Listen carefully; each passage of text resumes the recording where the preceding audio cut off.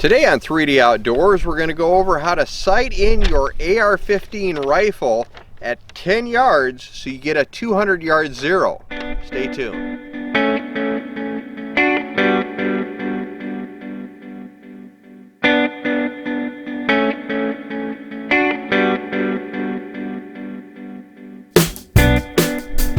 Alright, like I said, we're going to do a 200 yard zero. Now there's all kinds of different ideas on what range to sight in your rifle at.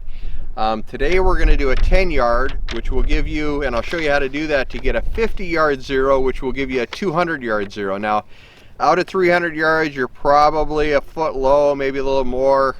Please don't correct me on that, I just know you're low.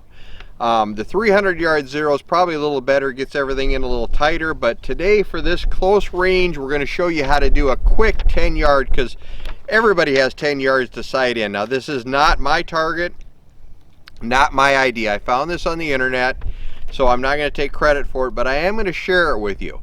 What we have is a target that has actually 1.9, and if you shoot at the center of the black in the top and you hit in the center right here, which is 1.9 inches below, which if you hold your finger up there it comes almost to 2 knuckles. If you hit here and you're aiming here, that will, at 10 yards, that will put you dead on at 50, and that'll also put you dead on at 200 yards.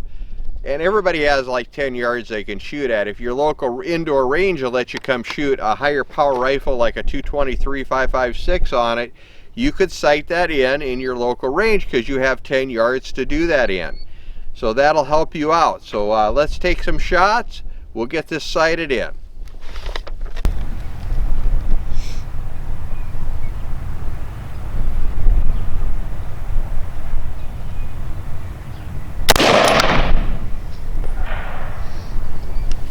You see where I hit? Oh, you're good, man.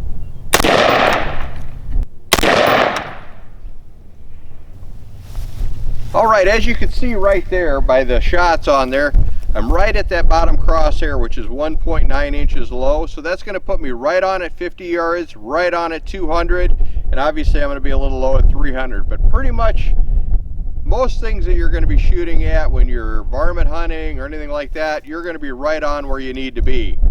So that's where you want to do it. That's how you do the sight in for 10, 50, and 200. Now another little tip to tell you about for sighting in your rifle, we didn't show you adjusting the scope there at all.